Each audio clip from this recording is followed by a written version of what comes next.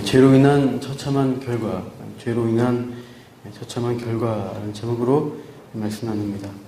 오늘 본문 4장 1절은 슬프다는 탄식으로 시작하고 있습니다. 그래서 앞에 1장과 2장의 첫 부분 보셔도 그런데요. 다 슬프다로 시작하고 있는 것을 볼 수 있습니다. 이 히브리 발음으로 이 부분이 에카라고 합니다. 우리가 에레미야 에가에서 에가라는 우리말 발음과 위험스럽게도 에카가 비슷한데요. 이 에카란 말의 원래 히브리어 의미는 어떻게 이럴 수가 있냐 이런 놀람과 슬픔의 감정을 나타내는 감탄사입니다. 에카, 놀랍다, 슬프다, 그런 거죠. 슬프다, 어찌 그럴 수 있는가 이렇게 이제 감정을 표출하는 것으로 이 4장이 시작하고 있습니다. 슬프다, 어찌 그리 금이 빛을 입고 순금이 변질하였으며 성소의 돌들이 거리 여기마다 쏟아졌는고.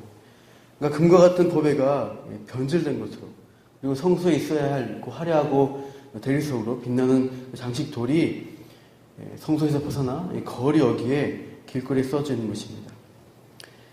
사실상 2년 넘게 이 바벨론 군대에 포위되었다가 예루살렘이 함락이 되는데요. 이제 성전에 금으로 된 장식들이 많이 있고 벽과 바닥에 그런 보배와 같은 금장식들이 또 금 그릇 기구들이 다 바벨론으로 옮겨집니다. 그 성전과 예루살렘에 이것들은 그 귀한 것들은 다 탈취를 당해서 결국은 폐허로 남게 된 것이죠. 금처럼 빛나던 성전과 예루살렘의 영화가 다 변질되고 새하여진 현재 이 상황을 묘사하고 있는 것입니다. 무엇보다 가장 비참한 것은 건물이 아니라 사람입니다. 2절을 보시면 순금에 비할 만큼 보배로운 시온의 아들들이 어찌 그리 토기장이가 만든 질항아리 같이 여김이 되었는고. 금그릇같이 화려하고 고귀한 이 택함받은 선민 이스라엘 자녀들이 그들의 그 지위를 잃어버린 것이고 이제 막 쓰다가 깨뜨리고 버려버리는 그 질항아리처럼 되었다는 것이죠. 하나님의 보물 같은 그 백성들이 산산이 깨지고 버려지는 그 질항아리와 같은 신세가 되었다라고 이 예레미야는 비통한 심정을 토합니다. 이 금과 질항아리의 극명한 대조로 이 4장이 시작되는데요. 3절 이후에 시온의 아들들, 예루살렘에 거하는 사람들이 당하는 비참한 상황을 묘사하는데요. 3절 보시면 들깨보다 못한 취급받는 그 자녀들의 모습이 그려지고 있습니다. 들깨들도 젖을 주어 그들의 새끼를 먹이나 딸내 백성은 잔인하여 마치 광야의 타조같도다라고 합니다. 여기서 들깨는 떼지어 다니면서 시체를 뜯어먹는 개나 자칼 같은 이제 일종의 짐승인데요. 그러니까 부정하고 포악하여서 사람들에게 멸시받는 대표적 들짐승입니다. 그리고 야비한 짐승, 멸시받는 짐승도 자기 새끼를 품고 젖을 먹이는데 예루살렘의 백성은 어떤가? 그러니까 들깨보다 더 잔인해져서 광야의 타조 같은 상황이라는 것입니다. 이 광야의 타조는 어떤 동물이냐면 모래 안에다 자기 알을 낳습니다. 자기 새끼와 같은 건데 그 알을 어떻게 해요? 아무렇게나 방치해 놓고 사냥하러 나간다는 것이죠.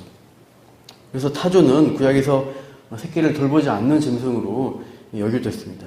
그러니까 시온의 백성들이 자기 자녀들을 돌보지 못하는 거예요. 자기들이 멸시하는 경멸하던 들깨보다 못한 상황에 처해져서 자기 자녀에게도 음식을 먹이지 않는 그 잔인한 모습을 보여주고 있다고 말씀한 것입니다.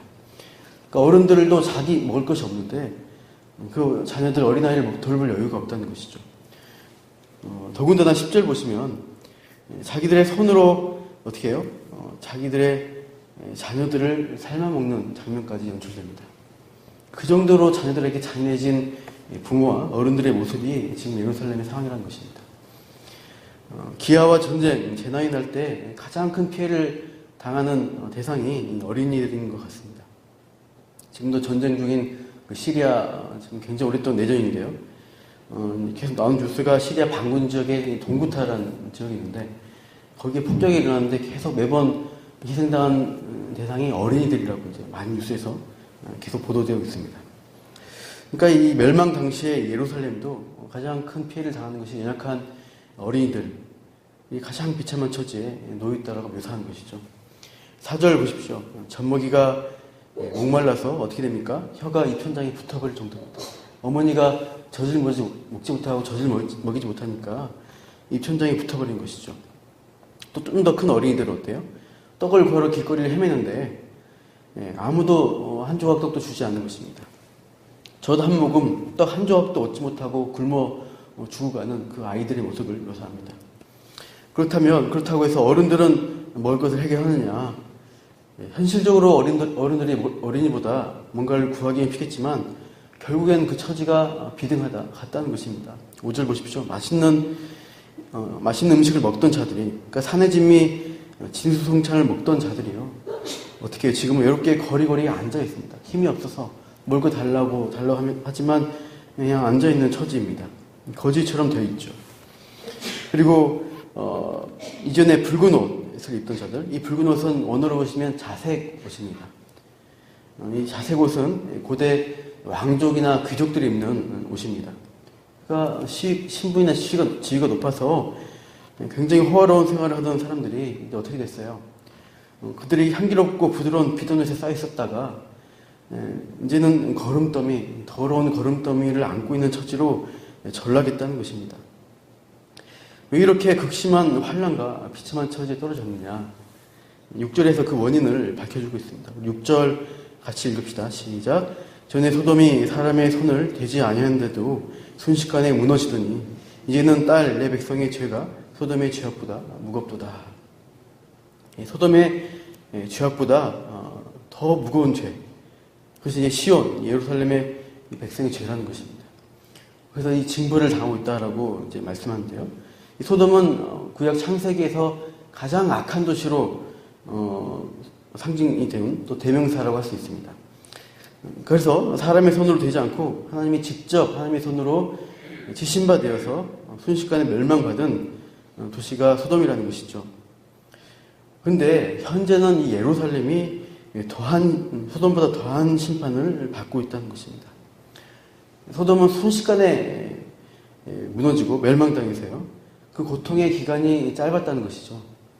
그러나 이 예루살렘은 천천히 심판을 받기 때문에 너무나 이 고통의 기간이 괴롭고 길다. 그래서 우리 죄가 더 중하다라고 표현하고 있습니다. 참 이런 죄 때문에 우리가 얼마나 이런 고통을 당하는가. 예레미야는 이것을 예토를 하고 있습니다. 7절 이후에 다시 이제 예루살렘의 사람들의 참상을 비교하며 이전과 대조하면서 묘사합니다. 7절에 존귀한 자들의 몸이 예전에는 희고 붉고 윤택했습니다. 보석 같았습니다. 8절 보시면 어때요? 먹지 못하고 더럽게 있어서 그들의 얼굴이 숯보다 더 검어졌고 살이 없어서 가죽이 붙어서 막대기처럼 마른 상태입니다. 그 사람이 누구인지 알아보지 못할 정도로 참 비참해진 상황들을 묘사합니다. 그래서 차라리 9절 보시면 칼에 죽은 자들이 낫다는 것이죠. 순식간에 멸망당해 죽었으니까. 근데 줄여 죽은 자들은 어때요? 계속 점점 죽어가는 것이죠. 먹지 못하고 쇠약하게 가는 그 고통을 견디고 있는 것입니다. 그렇게 죽어가는 것이죠. 그래서 10절에 아까 말했지만 그 멸망 가운데 가장 비참한 자기 자비로운 부녀들, 어머니들이 자녀를 사랑하고 희생해야 될 텐데 그 자비로운 자들조차 자녀들을 살려먹는 잔인함으로 참상을 보여주고 있습니다. 참 이러한 예루살렘의 멸망의 장면을 통해서 우리가 죄악의 참 극심한 처지를 죄로 인한 멸망이 어떠한 것인가, 심판이 얼마나 무서운 것인가를 우리가 보게 됩니다. 참 이 심판의 무시무시한 이 과정들, 참 죄인들이 결국 하나님 앞에 서게 될 때 이 심판의 자리에 들어간다는 것은 우리 구약이나 신약 성경에서 정확하게 죄에 대해서 그 두려운 무서운 장면들을 선포하고 있습니다. 그러나 우리 참 모든 죄인들이 이렇게 죄의 비참한 처지에 떨어질 것입니다. 그러나 이 죄를 해결한 분이 우리 예수 그리스도, 우리가 믿는 분이시죠. 예수님이 이 죄의 결과들을 자신의 몸으로 친히 십자가에서 받으시고 죽으시고 버림받으심으로써 우리를 대신해서 그 죄의 형벌을 받으심으로 우리는 그것을 면할 수 있도록, 피할 수 있도록 은혜를 주셨습니다. 오늘 우리가 이 죄로 인한 처참한 결과를 피할 수 있는 그 예수 그리스도께로 우리가 그분의 십자가 아래에 가시고 그분을 의지함으로써 우리가 또 담대함을 주시기 바랍니다. 죄를 미워하시고 이 죄 가운데 죽을 수밖에 없는 우리를 구원해 주신 그 은혜 앞에 우리가 감사하면서 이 죄와의 싸움, 죄를 미워하며 죄 짓지 않는 더 거룩함을 향해 나아가는 우리 성도들 되시기를 축원합니다. 기도하겠습니다. 하나님, 오늘 우리가 예루살렘 멸망의 장면을 묘사한 이 예레미야의 탄식의 시들을 또 살펴봤습니다.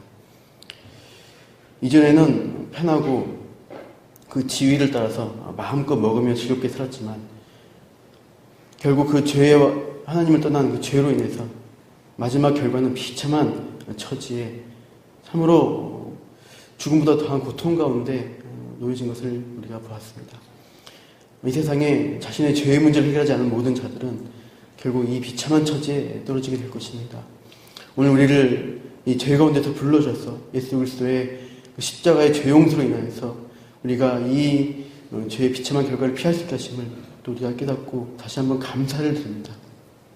이 세상 살아갈 때 이 세상이 유혹하고 지금은 즐겁게 화랑방탕하게 살아가는 이 세상의 죄의 가치관을 쫓지 않도록 오늘도 우리 붙들어 주셔서 죄가 아닌 하나님의 선하심, 하나님의 의로우심을 찾아가게 해주시고 설령 이 세상에서 손해받고 고통당하더라도 하나님 죄가 아닌 하나님의 거룩함을 추구해가는 주의 백성으로 오늘 우리를 인도하여 주시옵소서. 그렇게 이 죄보다 더 좋은 복된 것들을 나누며 증거하며 살아가는 우리의 예배적 삶이 되게 하여 주시옵소서. 감사하며 예수님 이름으로 기도합니다. 아멘.